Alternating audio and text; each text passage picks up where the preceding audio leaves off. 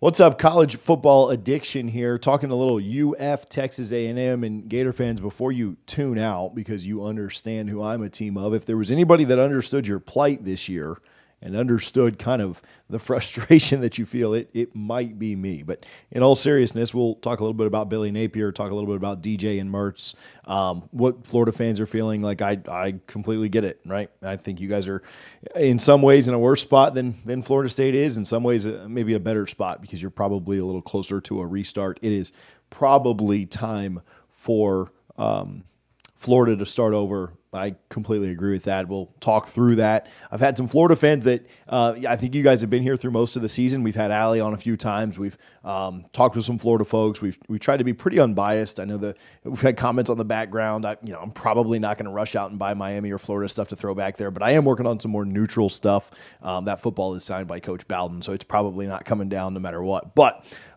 we've tried to be pretty unbiased with Florida stuff that we've talked about. But honestly, if you're Florida, and we broke down with Allie just kind of could Florida even make a decision right now because of the flux with Scott Strickland probably not being long for his job and the interim president not wanting to force anybody to make a decision either. Like, will they be able to fire Napier? I don't understand how you cannot, right? I don't understand how you cannot make the decision to move on. I mean, if you're Scott Strickland, again, my take, if I'm Scott Strickland, is like, my job's over anyway, right? So I might as well try and get Lane Kiffin in here. Might as well try and get XYZ coach, big time splash hire, big name. And a lot of Florida fans are going to say, well, he doesn't deserve to hire another coach. I agree. I think Scott Strickland has been an unmitigated disaster at UF. But that's what I'm trying to do if I'm him. I'm trying to get him out as fast as I can and get a new coach in who can start to turn the tide before that new president gets in. And I think the jury has deliberated, and it is time for Napier to go. Once you lose the fan base, it's one thing, which I think he'd lost the fan base going into the Miami game, and then obviously with the way the Miami thing went down. But once you start to lose the media, like I haven't read either article, but I've seen the articles from Swamp 247. I've seen the articles from Andy Staples, a national guy now, but very close to the Florida program. Played for UF at one point.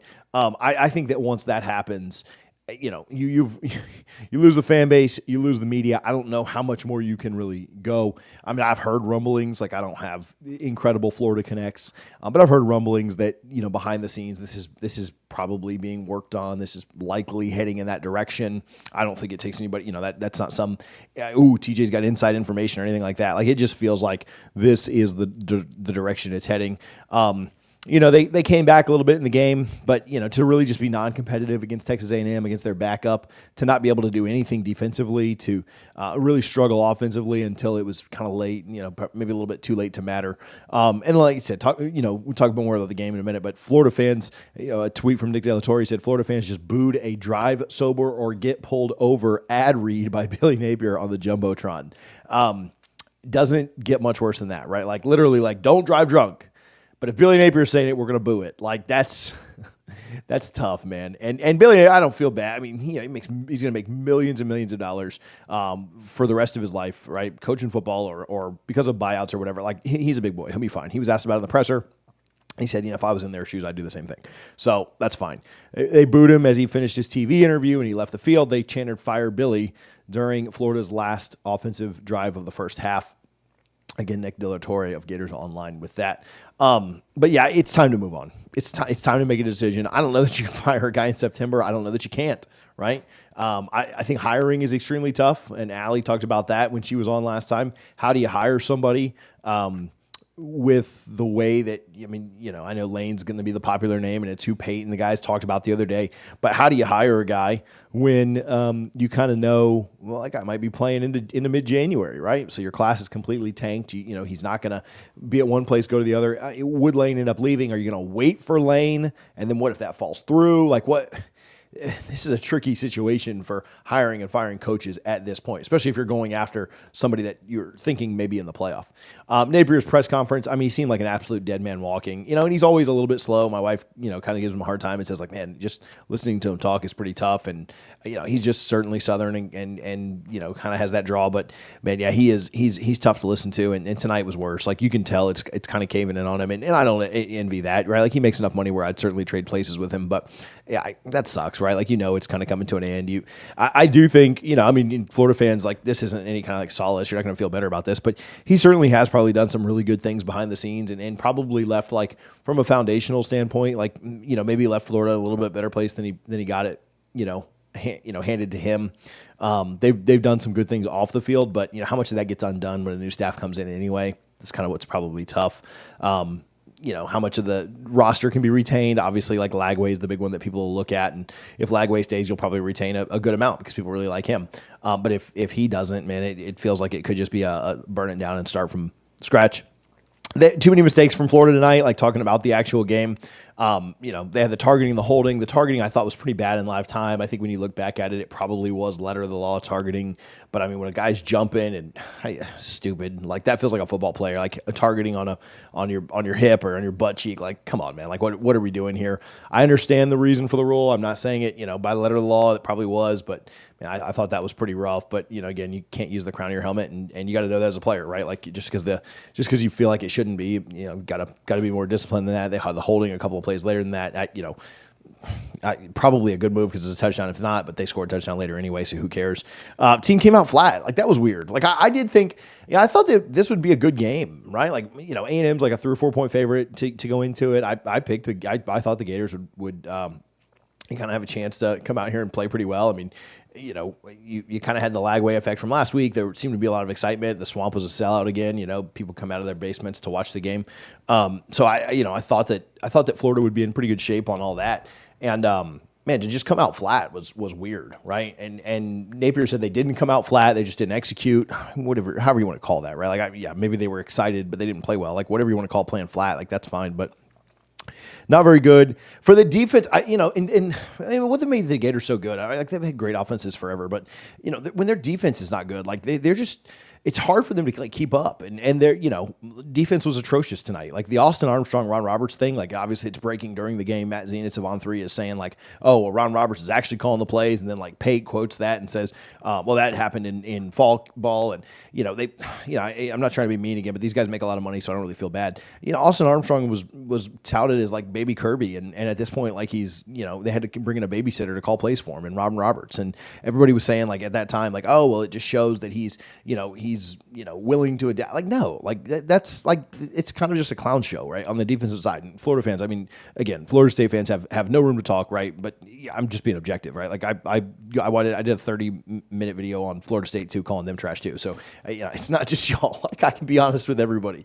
But it's kind of a clown show on defense right now. Like, I just don't understand how they're so bad defensively. And they haven't recruited defensive line really well. I mean, I guess last year they did a little bit better. They had Lagway and stuff like that. And, we'll see what happens there. Like, his dad got the job and stuff, but they haven't recruited the line very well. Linebackers, you felt like got a little bit better with Shamar James coming back and Pop Howard coming in, and you felt like that would be a little bit more stability there. They took some good transfers in the secondary, but secondary is still not good enough. They have way too many busts. Like, Florida goes down and gets the game like kind of within respectable reach, and then gives up a 75-yard. But like the secondary is so bad and too many busts and.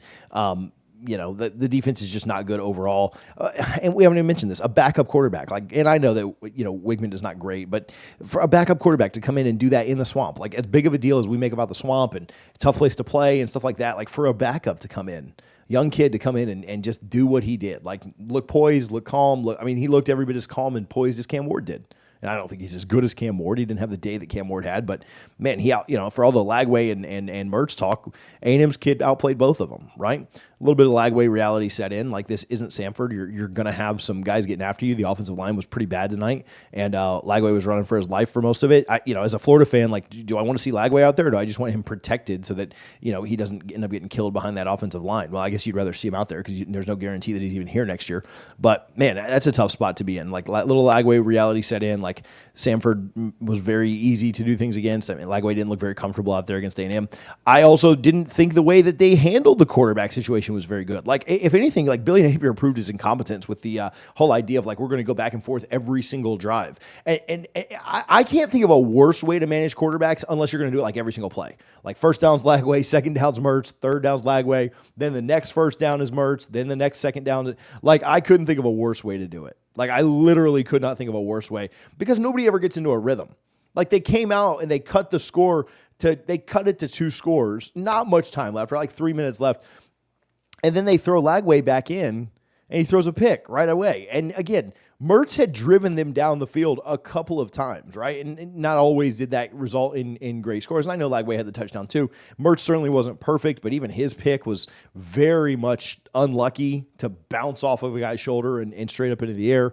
I mean, I thought Mertz was certainly the better quarterback between the two tonight. And you kind of saw that, right? Like if you're a UF fan and you've been clamoring for DJ, like, you know, maybe you see like Mertz probably gives you a little bit better chance to win. Lagway probably gives you a little bit more, you know, kind of ceiling, excitement, build for the future type stuff. But I mean, how much are you even building for the future right now? Again, you know, you would like to retain Lagway, but is it a guarantee you do? Like if Napier's gone, like, I don't know, you guys may know that better than me. Comment below what you think. Does Lagway stick around if they cut Napier? Florida fans, obviously, you better hope he does, right? And if you know, the pessimists might say like, no, we're screwed, he's gone. But I'd love to hear your thoughts on that. But little reality set in there. I hated the way that Napier used Mertz. They had like a 75-yard drive. Like Mertz drove them all the way down in the first half, and it was already. So let me look down here at the box score in front of me. It was already kind of. I think it was 20-7. Right? They went up 20-0. Look at the scoring summary. It was 20-0, and then they had a 7-play, 75-yard drive. Badger 14-yard pass from Mertz. They look good. They get the ball. They get the ball right back, and they put Lagway out. Like, it just didn't make sense to me the way that he was going back and forth, and he was asked about it afterwards and basically said, yeah, like, that was our plan. We weren't deviating from it. As a coach, you got to have a better feel for the game, man. Like, that might be your plan, but when Mertz is driving you down the field from time to time, like, it didn't make a lot of sense to me, right? And how do you handle this going forward? What do you do if you're Napier? Like, you're coaching for your job at this point. Like, are you going to go up to, like, Starkville? I saw they were losing by like $1 billion to Toledo tonight, right? Like, so Florida will probably go on the road and get a win next week. I know that you probably don't believe me when I tell you that, but they'll probably go beat Mississippi State. But how are you going to play that? Like, are you going to do that again going forward with like Lagway and Mertz and Lagway and Mertz? Like, that's almost like cause for being fired right there. Like, you have to be better than that. And what do they do if Napier does get fired, right? And I don't, there's rumors, oh, what if it happens Monday, this, that, the other, you know, we'll react to it if it does.